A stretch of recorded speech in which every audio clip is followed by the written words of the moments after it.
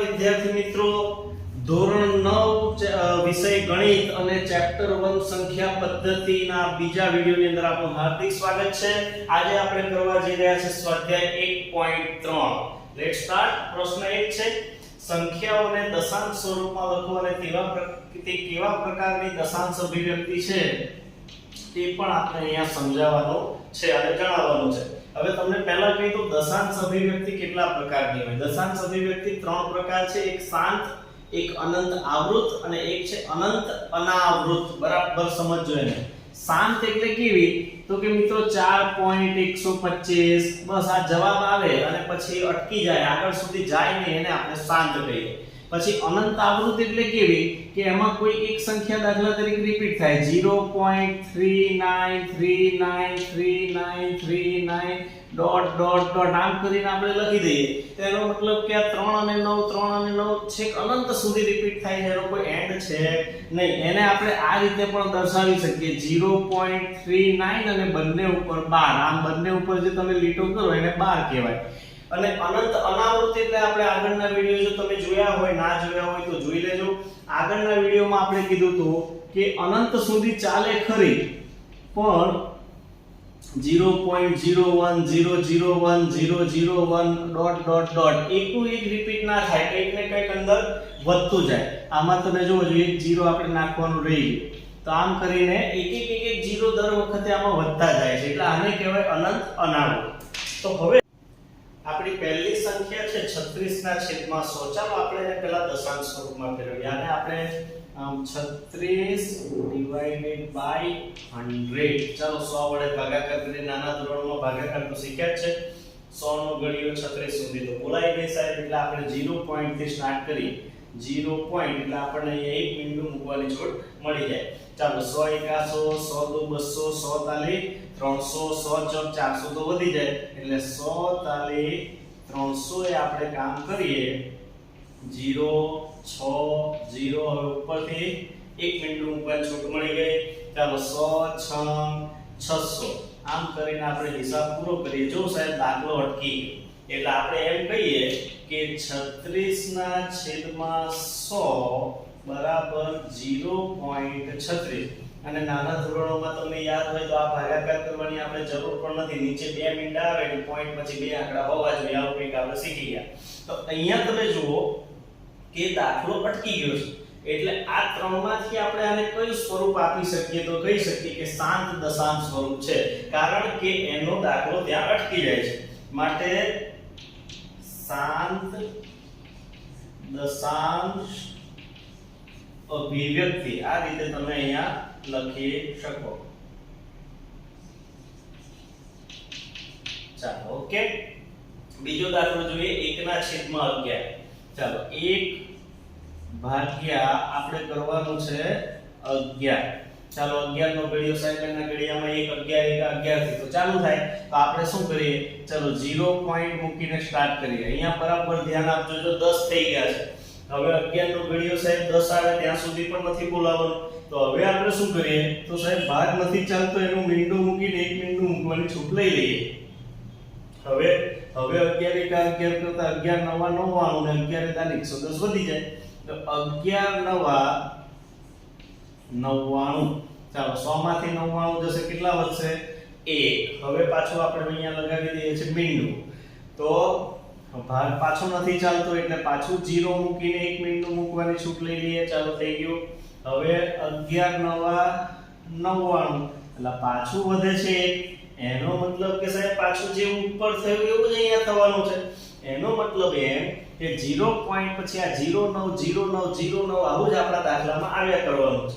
એનો મતલબ કે આપણે એને આ રીતે લખીએ, એટલે આપણે આનો જવાબ આમ લખી શકીએ કે 1/11 બરાબર 0.090909 ડોટ ડોટ ડોટ. પણ આવું વારંવાર લખવા કરતા આપણે એને આમ લખીએ છીએ 0.09 અને આ બંને આંકડા પર 12, કેમ કે વારંવાર રિપીટ થાય છે.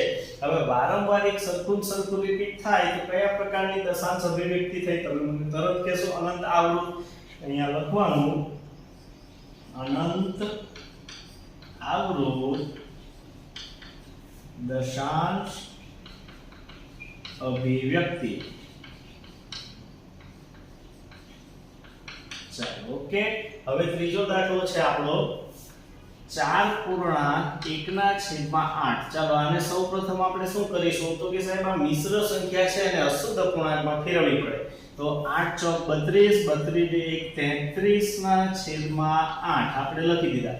હવે શું કરવાનું જેવું આમાં કર્યું એવું. ચાલો 33 ડિવાઇડેડ બાય 8 એને 8 વડે ભાગીએ. ચાલો 8 ચોક ચાલો 32 થઈ ગયા. એક વધી ગયું છે. હવે તો સાહેબ ભાગ ના ચાલે તો કઈ વાંધો નહીં, પોઈન્ટ મૂકો એટલે મીંડા મૂકવાની છૂટ મળે. એક મીંડું મૂકી દીધું. 8 એકા 8 થઈ ગયું. ચાલો 10 માંથી 8 જાય તો સાહેબ 2 વધે. ચાલો એક મીંડું મૂકી દીધું. 8 એકો 8 2 16 48 24 તો વધી જાય. 8 2 16 20 માંથી 16 જાય. ચાલો 4 વધ્યા. પાછું એક મીંડું મૂકી દઈએ. હવે 8 પંચા 40 થઈ ગયા. ચાલો 0 0. જો અહીંયા દાખલો અટકી ગયો એટલે આપણે લખીએ કે માટે 4.1/8 બરાબર 4.125. હવે 4.125 દાખલો અટકી ગયો છે. ચાલો કયા પ્રકારની દશાંશ અભિવ્યક્તિ થઈ તમે મને હમણાં કહેશો શાંત. અરે વાહ, જવાબ પણ ત્યાં જ છે. ચાલો તો અહીંયા આપણે લખી દઈએ શાંત દશાંશ અભિવ્યક્તિ. ઓકે. હવે ચોથો અને પાંચમો દાખલો જોઈ લઈએ.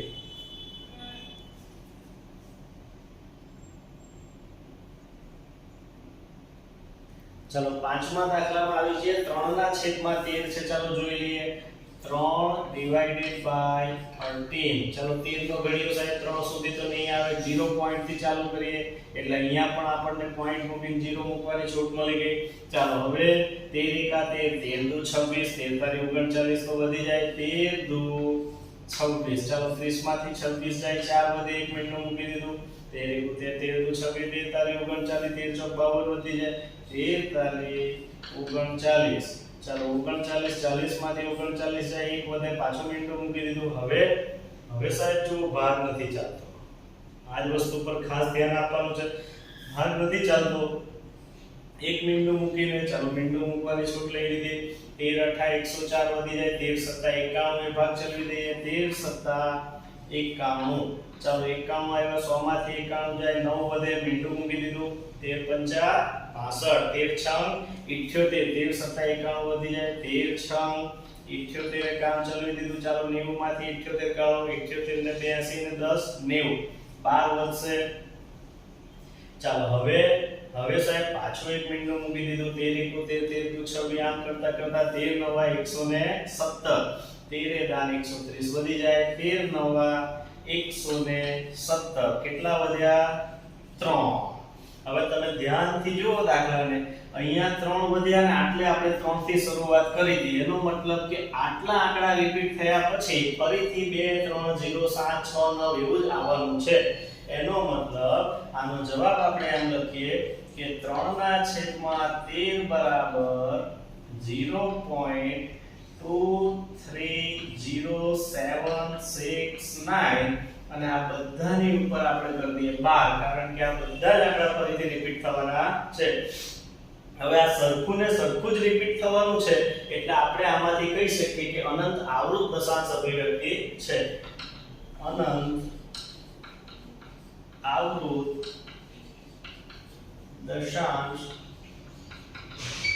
અભિવ્યક્તિ.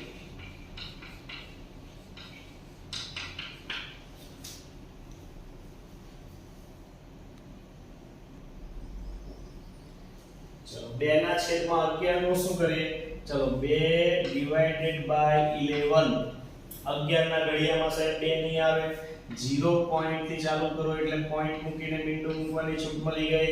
11 1 11 11 તો 22 વધી ગયા. 11 એકા 11. ચાલો 20 માંથી 11 જાય કેટલા વધે? 9.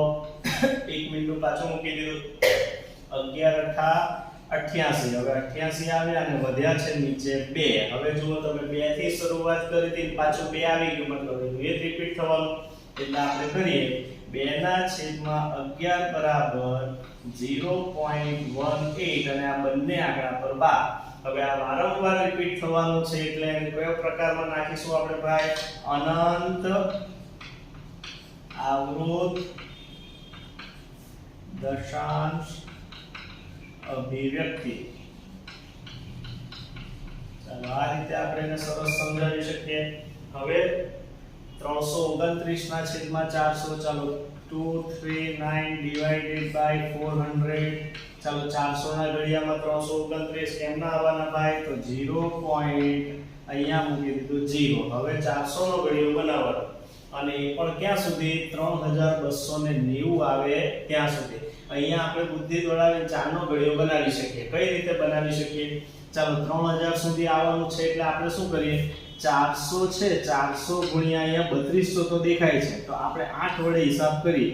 0 0 અને 8 ચોક 32, તો 3200 સુધી આપણે કામ કરી શકીએ. 408 3200. ચાલો પછી શું કરીએ? 0 થી 0 જાય 0, 9 0 0. હવે સાહેબ આપણે એક મીંડું મૂકીને છૂટ લઈ લઈએ. ચાલો તો પછી 400 એકા 400, 402 800, 402 800 કેટલા વધશે સાહેબ? ચાલો અંદર વધી ગયા છે 100. ઓકે, હવે નેક્સ્ટ શું કરીએ? ચાલો ત્યાર પછી એક ફરીથી મીંડું મૂકી દઈએ. 400 એકા 400, 402 800, 443 1200. તમે અહીંયા જુઓ 4 નો ઘડિયો મૂલ્ય 4 2 8 એટલે 402 800, 4 તાલે 12 એટલે 443 1200. તો આપણે અહીંયા 402 800 એ આપણું કામ થઈ જાય છે. ચાલો 1000 માંથી 800 જશે, કેટલા વધશે ભાઈ? તો કે 200 વધ્યા. ચાલો મૂકી દીધું એક મીંડું ફરીથી. હવે 4 છે ને અહીંયા 20 છે, 4 5 20 એટલે 450 અહીંયા થઈ જશે 2000. અને મીંડું મીંડું મીંડું મીંડું.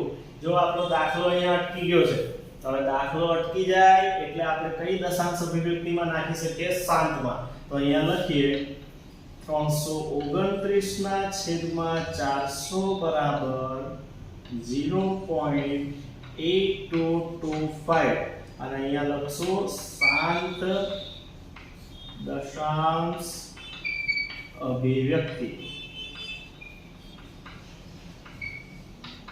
ઓકે, તો આ રીતે આ દાખલો ગણી શકાશે.